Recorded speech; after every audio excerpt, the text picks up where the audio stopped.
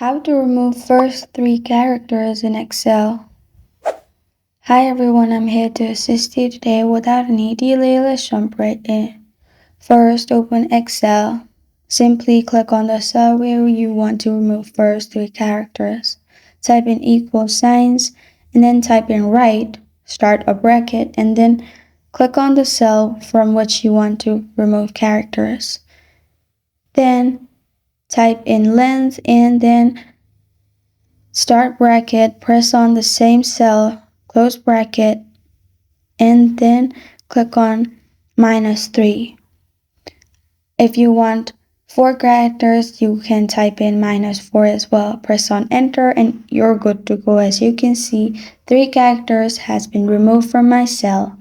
And this is how to remove 3 characters in Excel.